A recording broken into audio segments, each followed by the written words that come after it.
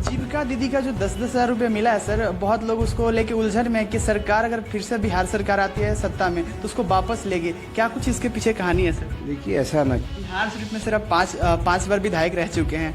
बिहार शरीफ में ऐसे कोई 3 काम बताइए सर जिससे डायरेक्टली बिहार शरीफ की जनता को फायदा हो। सर आप मोदी जी से लगातार स्टेज साझा करते दिख जाते हैं, मोदी जी का क्या सोच है बिहार को लेकर सर?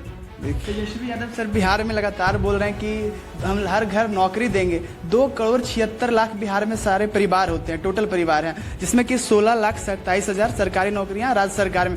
क्या यह नौकरी देना संभव है सर? देखिए पूरे देश में 140 करोड़ जनता है और पूरे राज्य सरकारों की नौकरियां 2,80,00,000 हैं और अगर कॉरपोरेट जगत को जोड़ लें तो 3,50,00,000 ही नौकरियां हैं। सर बिहार शरीफ में इस बार बहुत सारे निर्दलीय प्रत्याशी खड़े हो रहे हैं, तो क्या उम्मीद है, उनसे कोई डर है? डर का माहौल है सर? बिहार शरीफ से आप पिछली बार 15,100 वोटों से जीते थे, 103 वोटों से, तो इस बार कितनी उम्मीद है सर? क्या उम्मीद लग रही है?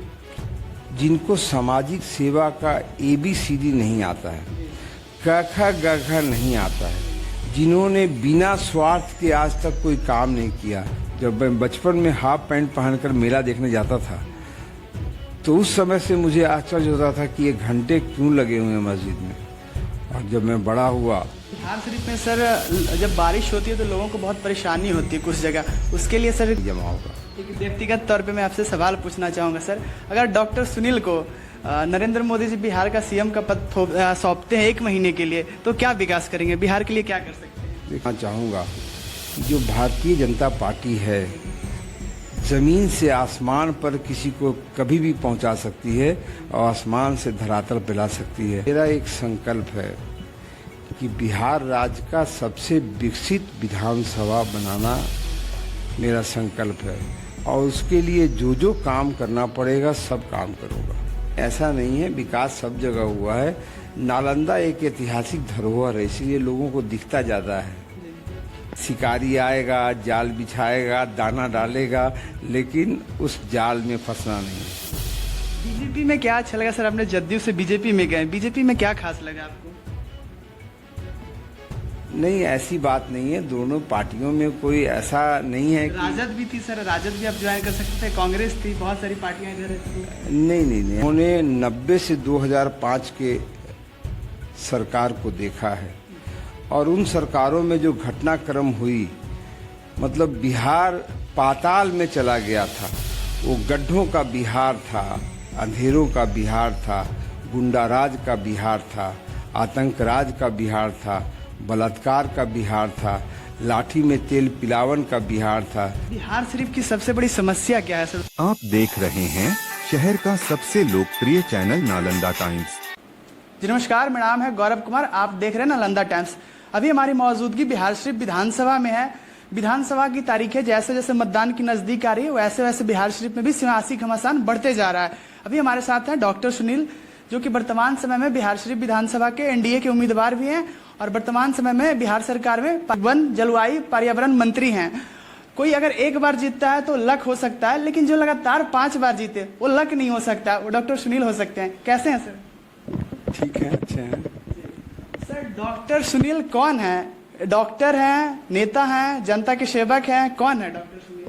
मैं मेडिकल डॉक्टर हूँ और बिहार गवर्नमेंट में सर्विस में था एज ए मेडिकल अफसर ऑफ पुलिस और BPSC कंप्लीट करके मैं गया था बिहार गवर्नमेंट में और यहाँ के लोगों ने मुझे रिजाइन करा के यहाँ से चुनाव लड़ाया और जनता का बहुत प्यार मिला, स्नेह मिला और संगठित समर्थन मिला, जिसके बल पर मैं लगातार यहाँ से चुनाव जीतता हूँ।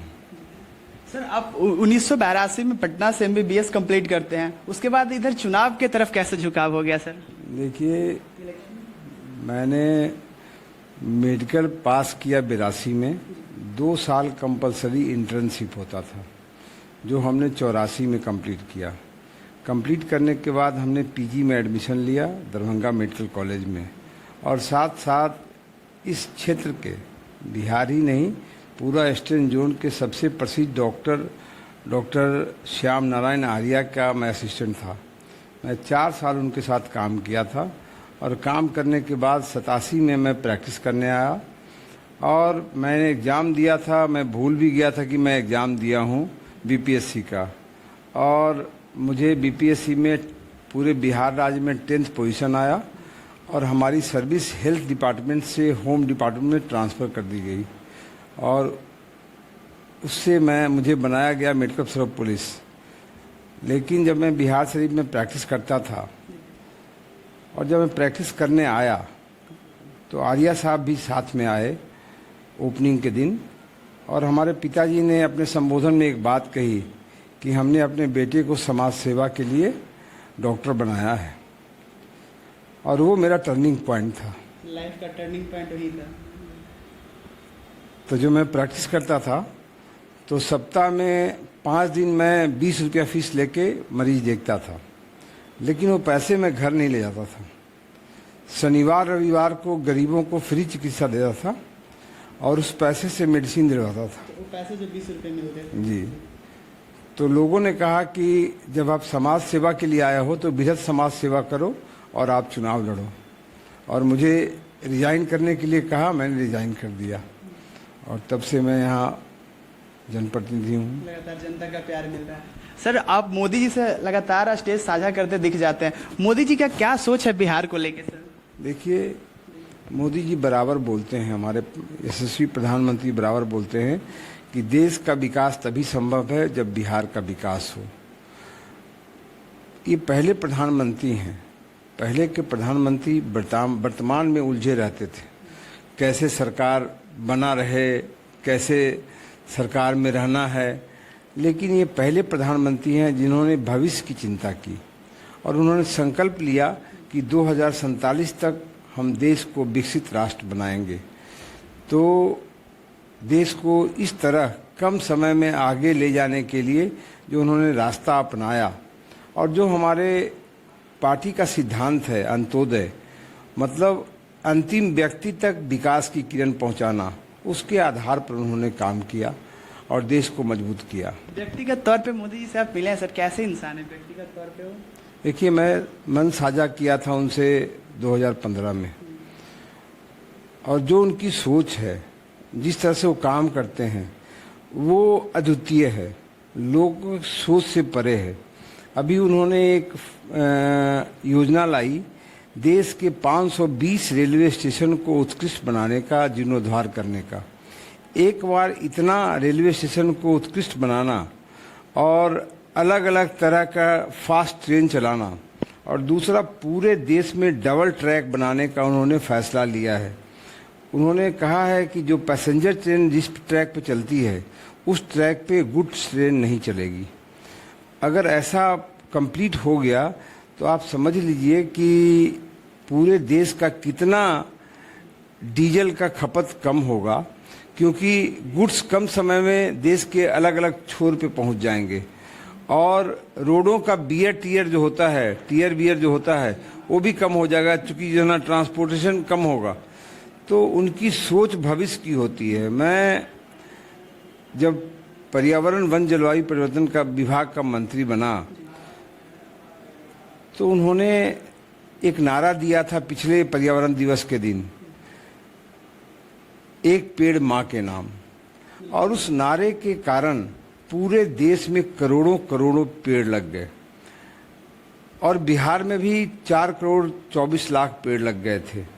तो जब मैं मंत्री बना तब मुझे समझ में आया कि पूरी दुनिया जब डरी हुई है जलवायु परिवर्तन के प्रकोपों से और पर्यावरण को संरक्षण करने के लिए, और उन्होंने पहले ही देश को जागरूक करने के लिए उन्होंने एक नारा दे दिया, एक पेड़ माँ के नाम। और अभी जो हम लोग का सेवा पखवाड़ा शुरू हुआ था 17 सितंबर से 2 अक्टूबर तक, तो फिर उन्होंने पूरे देश की समीक्षा की कि कितना पेड़ आप लोग लगा सकते हैं, ज़्यादा से ज़्यादा पेड़ लगाएं। हम लोगों को टारगेट दिया गया था 80 लाख पेड़ लगाने का, लेकिन हम लोगों ने 3,66,000 पेड़ लगा दिए बिहार में।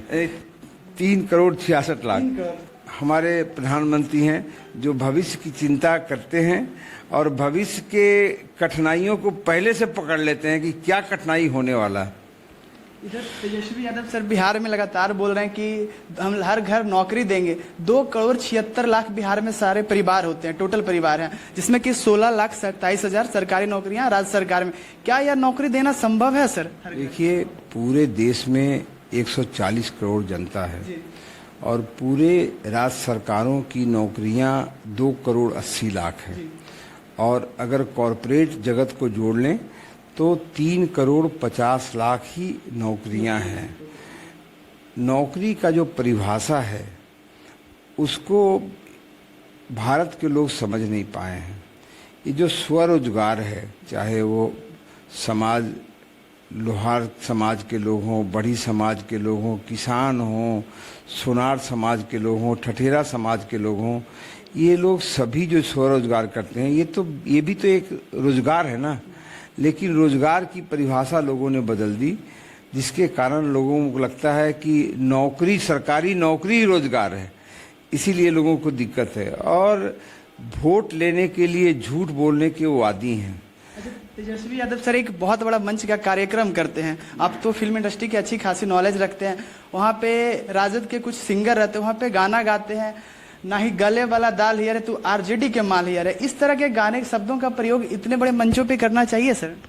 देखिए, वो लो ग्रेड इंटरटेनमेंट करके अपने तरफ लोगों को आकर्षित करना चाहते हैं। लेकिन अब जनता बहुत जागरूक हो गई है, जनता बहुत आशावान हो गई है। अब वो राज्य का विकास चाहती है और जिस तरह से बिहार का विकास 20 वर्षों में हुआ है, आप याद करेंगे जिनका उम्र 30 वर्ष से ऊपर का है, उन्होंने 90 से 2005 के सरकार को देखा है और उन सरकारों में जो घटनाक्रम हुई, मतलब बिहार पाताल में चला गया था। वो गड्ढों का बिहार था, अंधेरों का बिहार था, गुंडाराज का बिहार था, आतंकराज का बिहार था, बलात्कार का बिहार था, लाठी में तेल पिलावन का बिहार था, चरवाहा विद्यालय का बिहार था, जातीय नरसंहार का बिहार था। ऐसे बिहार को आसमान की ऊंचाइयों तक पहुंचाने में एनडीए की सरकार, नीतीश कुमार जी के नेतृत्व में जो काम किया है, ये काम अद्वितीय है। बिहार शरीफ से आप पिछली बार 15,100 वोटों से जीते थे, 103 वोटों से। तो इस बार कितनी उम्मीद है सर? क्या उम्मीद लग रही है? देखिए, दिनों दिन लोगों का प्यार बढ़ता जा रहा है और मुझे खुशी है कि बिहार शरीफ के लोग मुझे विधायक के रूप में कभी नहीं देखते हैं। कोई आता है मेरे पास तो भैया बोलता है, कोई चाचा बोलता है, कोई डॉक्टर साहब बोलता है, कभी मुझे कोई विधायक नहीं बोलता है। जीतने का सबसे बड़ा कारण यही है और जनता खुद नारा देती है, मेरा विधायक मेरा परिवार है। इसीलिए निश्चित तौर पर इस बार ऐतिहासिक वोटों से चुनाव जीतूंगा। क्या जीतने के बाद, जैसे अभी दे रहे हैं सर इंटरव्यू, ऐसे देंगे जीतने के बाद? निश्चित तौर पर। मैं जब मंत्री बना, 6 महीने पहले मैं मंत्री बना था 26 फरवरी को, तब से लगातार मैं बैठा नहीं। 26 जिलों का भ्रमण किया। हमारे जितने वन विभाग में जो काम थे, उन कामों को हमने पूरी मजबूती से समीक्षा किया। 25 वर्षों से हमारे आरा मिल का लाइसेंस बिहार राज्य में नहीं मिल रहा था। उसके लिए नियम हमने तुरंत 1 महीने के अंदर बदले और हमने उस नियम के आधार पर एक्ट बनाकर आरा मिलों के लाइसेंस देने का मार्ग प्रशस्त किया। दूसरा, जो हमको विभाग मिला था पर्यावरण वन जलवायु परिवर्तन विभाग, उस विभाग को पहले लोग जानते नहीं थे कि ये विभाग क्या क्या कर सकती है। जब हम आए, हम 6 महीने में बता दिए कि हमारा विभाग क्या क्या कर सकती है।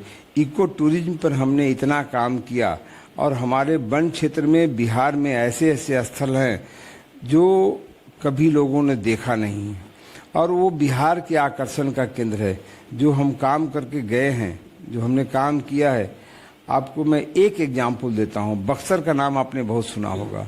आज़ादी 47 में हुई, 1952 से चुनाव होना शुरू हुआ। अभी तक वहाँ के किसी विधायक, किसी मंत्री, किसी सांसद का नज़र नहीं गया था। मैं जैसे ही मंत्री बना, 26 फरवरी को मैं मंत्री बना था, 1 महीना विधानसभा चला, करीब करीब 27 मार्च को ख़त्म हुआ। 17 अप्रैल को मैं वहाँ गंगा के तट पर पहुँच गया। वो गंगा का तट जहाँ महर्षि विश्वामित्र जी का वास था और भगवान राम का बालकाल वहीं गुजरा था। तब हमने फैसला किया कि यहाँ पे महर्षि विश्वामित्र पार्क बनाएंगे और उसी तट पर उन्होंने गायत्री मंत्र की रचना की थी, जो गायत्री मंत्र आज पूरे देश दुनिया में लोग सुनते हैं और वो एक आस्था का समझिए कि एक औजार है। तो उसकी रचना वहाँ हुई थी, इसीलिए हमने वहाँ महर्षि विश्वामित्र पार्क बनाने का फैसला किया और 25 करोड़ की लागत से मैं बना रहा हूँ। उसका शिलान्यास भी मैंने किया। सर, बिहार शरीफ में इस बार बहुत सारे निर्दलीय प्रत्याशी खड़े हो रहे हैं, तो क्या उम्मीद है, उनसे कोई डर है? डर का माहौल है सर? देखिए, एक मैं बात बताता हूँ, जिनको सामाजिक सेवा का ABCD नहीं आता है, क ख ग घ नहीं आता है, जिन्होंने बिना स्वार्थ के आज तक कोई काम नहीं किया, एक छोटा सा पद अगर कहीं कुछ मिल जाता है तो उसी में वो कमीशन का दुकान खोल देते हैं और वो चले आते हैं चुनाव लड़ने के लिए और लोगों को तरह तरह के वादे करके फॉर्म भरवा के उनका वोट हड़पने की कोशिश कर रहे हैं। तो ऐसे जनता बहुत जागरूक हो गई है। मैं बार बार बोलता हूँ, पहले वाली जनता अब बिहार की नहीं है। बिहार की जनता बहुत जागरूक हो गई है। वो भी समझती है कि कौन सी सरकार और कौन सा व्यक्ति हमारे राज्य को, हमारे क्षेत्र को आगे बढ़ा सकता है। बिहार शरीफ में सर आप पाँच बार विधायक रह चुके हैं। बिहार शरीफ में ऐसे कोई 3 काम बताइए सर, जिससे डायरेक्टली बिहार शरीफ की जनता को फायदा हुआ है। 2-3 काम ऐसे बताता हूँ जिसको बिहार शरीफ के लोगों ने कल्पना भी कभी नहीं किया होगा कि ऐसा भी बिहार शरीफ में हो सकता है। जैसे बिहार शरीफ के बीचों बीच में एक पहाड़ है, बड़ी पहाड़ी, हिरण्य पर्वत। देखिए, आपने कहा ना बड़ी पहाड़ी, वो पहले बड़ी पहाड़ी छोटी पहाड़ी से के नाम से मशहूर था, जाना जाता था। जब मैं राजनीति में आया भी नहीं था, मैं अभी विधायक बना भी नहीं था, उस समय जॉर्ज साहब यहाँ के MP थे। हमने उनसे आग्रह किया कि केंद्रीय पर्यटन मंत्री को एक बार लाइए और हम उनको ये छोटी पहाड़ी बड़ी पहाड़ी दिखाना चाहते हैं। वो बहुत बुजुर्ग थे, उनको कुर्सी पर बिठा के ऊपर ले जाया गया और उसके बाद प्रभावित होकर उन्होंने 1.25 करोड़ रुपया, 1,25,00,000 मात्र दिया था। उससे वहाँ विकास शुरू हुआ। मैं आपको बताना चाहता हूँ कि इस पहाड़ पर एक मस्जिद है जिसमें घंटे टंगे हुए थे। मस्जिदों में घंटा नहीं होता है। जब मैं बचपन में मेला देखने, वहाँ पे 2 बार मेला लगता है, नाग पंचमी का और रक्षाबंधन का। जब मैं बचपन में हाफ पैंट पहनकर मेला देखने जाता था तो उस समय से मुझे आश्चर्य होता था कि ये घंटे क्यों लगे हुए हैं मस्जिद में। और जब मैं बड़ा हुआ, जब मैं राजनीति में आया, तो हमने अपने पिताजी को कहा कि उस पहाड़ पे हमको मंदिर बनाना है और हमारे पिताजी ने समाज का सहयोग लेकर वहाँ पे मंदिर बनाया। जब आप मंदिर देख रहे हैं वो किसी और का निर्माण किया हुआ नहीं है, मेरे परिवार का निर्माण किया हुआ। अंदर जाएंगे तो सबसे ऊपर में डॉक्टर सुनील कुमार का नाम लिखा होगा मंदिर में जी। और उसके बाद से लगातार जब से हम विधायक बने तब से अनुशंसा करते करते हम यहाँ पे खड़े किए और जैसे ही मैं मंत्री बना तो उसका जीर्णोद्धार करने के लिए, उस उत्कृष्ट बनाने के लिए, आकर्षण का केंद्र बनाने के लिए 2,68,00,000 रुपया हमने दिया। अब वहाँ पे कैफेटेरिया भी बनेगा, फाउंटेन भी बनेगा, फेंसिंग भी होगा, ओपन जिम भी होगा और जो रास्ते, जो सीढ़ी थे, उसको हमने गाड़ी जाने के लिए मंदिर तक का मार्ग प्रशस्त किया है। तो एक काम तो आप ये देख लीजिए, ऐसा काम कभी कोई सपने में सोचा भी नहीं होगा कि ये छोटी पहाड़ी बड़ी पहाड़ी हिरण्य पर्वत बन जाएगा और बिहार शरीफ का आकर्षण का केंद्र बन जाएगा। और दूसरी बात मैं बताऊं, ये उसी पहाड़ के पीछे पहले रोड नहीं था। 2006 में, 5 में मैं विधायक बना और 2006 में हमने अनुशंसा किया, मामू भगना से लेकर मोगल कुआं तक हमने रोड का निर्माण कराया। जो पीछे जो रोड बना है अभी, जो है ना फिटनेस पार्क बन गया है, तो उसका निर्माण मैंने कराया। और कई ऐसे रोड, क्योंकि बढ़ती हुई आबादी की मुझे जानकारी थी कि हमारी जो बिहार शरीफ शहर है, उस शहर में घनी आबादी है। बहुत छोटे से घनत्व में ये शहर बसा हुआ है।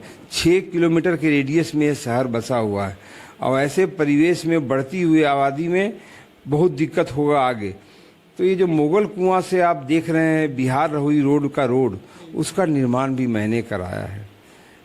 आपको मैं बताना चाहता हूँ कि मनी बाबा का अखाड़ा जो हिंदुओं के आस्था का केंद्र है, जब से मैं विधायक बना तब से वहाँ पे हमने अनुशंसा करके आज यहाँ खड़ा किया। पहले मंदिर के सिवा कुछ नहीं था। वहाँ जाना जाता है वो मनी बाबा का अखाड़ा। निश्चित तौर पर प्राचीन काल में वहाँ कोई अखाड़ा हुआ करता था, तो हमने उस अखाड़े को भी जीवंत किया, सामुदायिक भवन बनवाया, छठ घाट बनवाया। अभी मैं 10 करोड़ की लागत से उस पूरे परिसर का उन्नयन कर रहा हूँ, जिसका भी शिलान्यास मैंने किया है। आपने 3 काम बोला है, मैं अभी गिनाना चाहूँगा तो मैं अनवरत 1 घंटे आपको बताता रहूँगा कि हमने क्या क्या बिहार शरीफ के लिए नहीं किया है। अभी आपके बगल में 4 लाइन बना है और 4 लाइन बना है। किसी ने बिहार शरीफ के लोगों ने कल्पना भी नहीं किया होगा कि 4 लाइन के नीचे भी पार्क बन सकता है। अगर मैं पार्क का शिलान्यास नहीं करता तो वहाँ पे इलीगल पार्किंग बन जाता।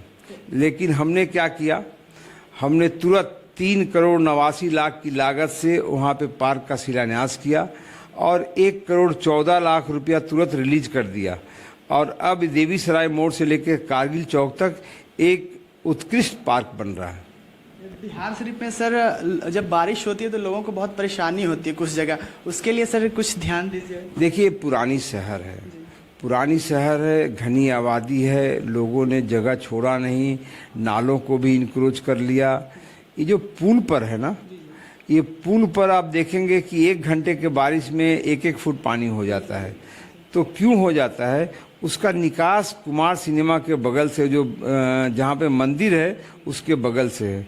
जब मैं पहली बार ही विधायक बना था तो उसका संपूर्ण निकास करने के लिए बैगनाबाद में हमने 52 लाख की लागत से बड़े नाले का निर्माण किया था। बैगनाबाद जाके देखिएगा, वो निर्माण हमारा ही कराया हुआ है। और मैं चाहता था कि पुल पर का पानी पूरा उधर से निकल जाए, लेकिन बीच बीच में इंक्रोचमेंट हो गया था।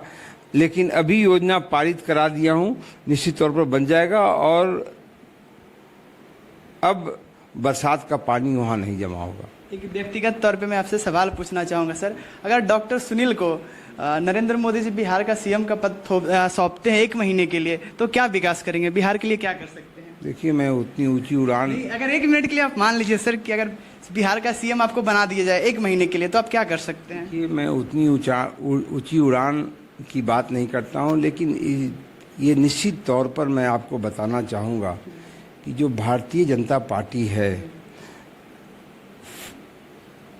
ज़मीन से आसमान पर किसी को कभी भी पहुंचा सकती है और आसमान से धरातल पे ला सकती है।